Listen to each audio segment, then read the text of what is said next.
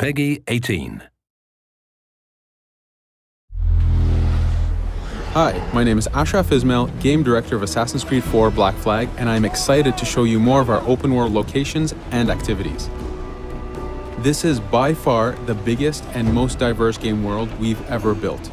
Over 50 major locations and more than 75 uncharted islands. In this demo, we will be jumping around to different parts of the Caribbean world and showing off some of this diversity. Here we are on Andreas Island, a coconut island with a pirate village. Up ahead, we have a tavern. Taverns are places where you can hire crew, pay for secret information about valuable convoys, you can play mini-games, and of course, you can have a drink. To gain access to all of this, you need to prove yourself with your fists.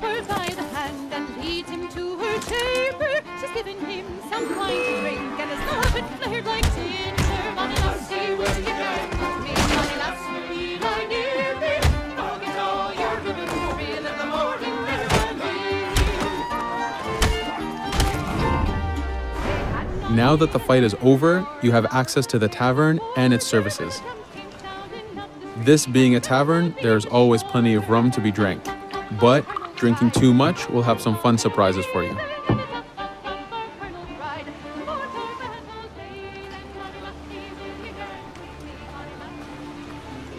Now let's head to that viewpoint and sync up. Each viewpoint in the game is a small navigation puzzle to reach the top. Synchronizing unfogs the map, showing you nearby collectibles and activities, and it also becomes a fast travel point so that you can quickly get back here. The world is massive. We need it to make it comfortable and easy for you to get to where you want.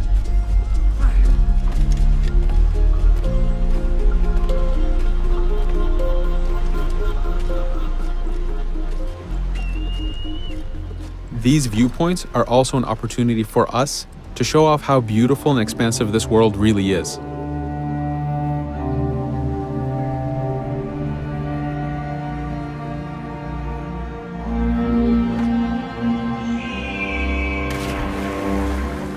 Now we're heading to another important location, underwater shipwrecks. We are now able to access these locations because we recently purchased a diving bell. These are real 18th century devices that pirates and sailors used to access the underwater. Underwater is how the golden age of piracy started.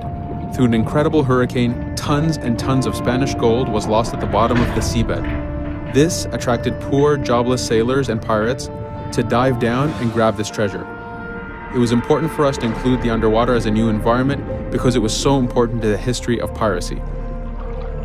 The underwater is full of unknown dangers and predators.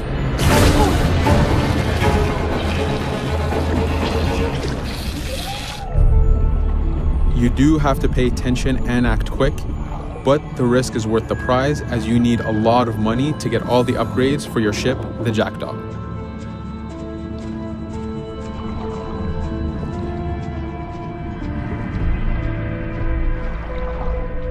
Stealth is very important, even in the underwater. Here, we can use the seaweed and plant life to keep yourself hidden from sharks and other dangers.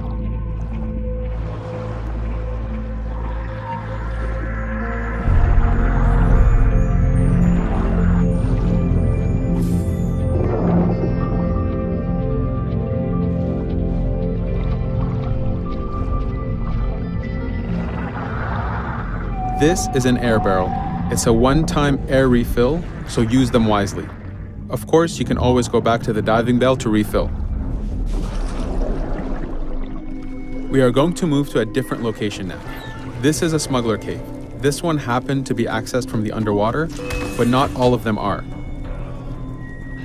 Here, we ran in without looking around, and this got us in a little bit of trouble. But it was only 2 guys and we took one by surprise, so not too bad.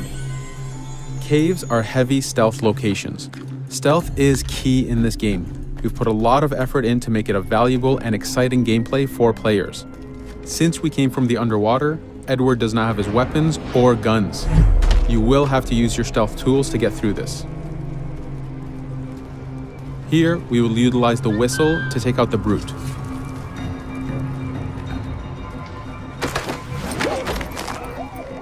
Anytime an enemy is taken out, they will drop their weapon for you to use.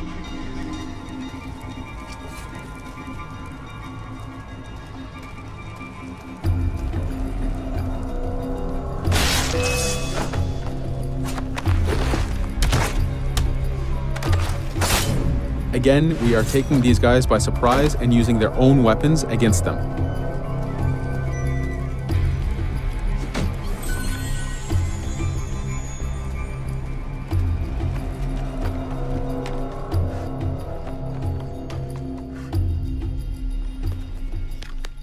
Using just your fists keeps things quiet. This allows you to take advantage over the second guard.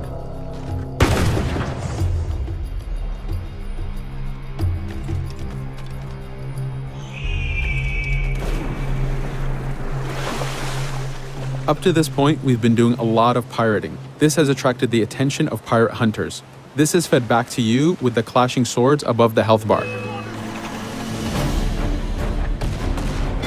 This is a first level hunter after us. You can push the wanted system to reach level 4, where you have a fleet of intense aggressive hunters after you. The horn you heard indicates that this is a charger type ship. This ship is all about getting close and ramming. Each ship type has a unique sound associated to it, the scariest being the war drums of a man of war. Your first mate, Adewale, is always giving you helpful advice and feedback. The chain shot is a stun weapon. Hitting ships slows them down. Great for stopping a charger's attack.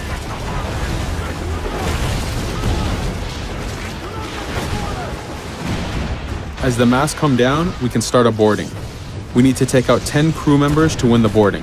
Of course, we can do it any way we want. In this case, since this is a smaller ship, the swivel gun is very efficient.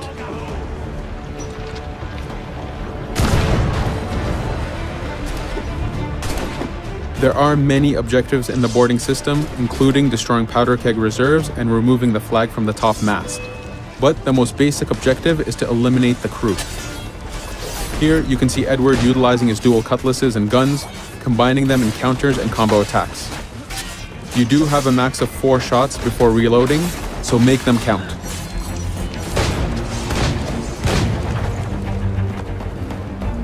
Plundering a hunter allows you to send a very powerful ship to your fleet. They are also a good way to gain ammo for the Jackdaw. In this case, we will use this opportunity to lower our wanted level.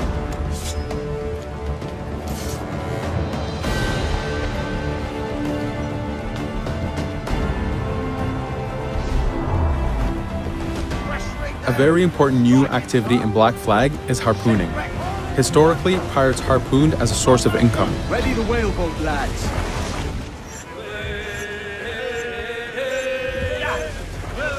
Harpooning is a part of upgrading Edward and his gear. There are many different types of creatures to harpoon, and they are all needed to get every single upgrade. Study now, lads.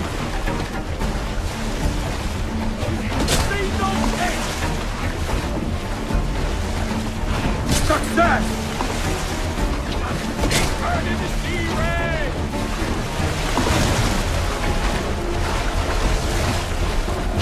It's weakening! The blast has torn the rope! Stay sharp, lad. This is one of the smaller harpooning targets. Just imagine taking on a great white shark or a blue whale.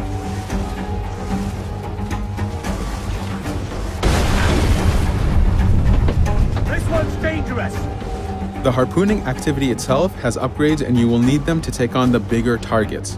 You can upgrade the health of the rowboat, the number of harpoons you carry, and the damage of the harpoons themselves.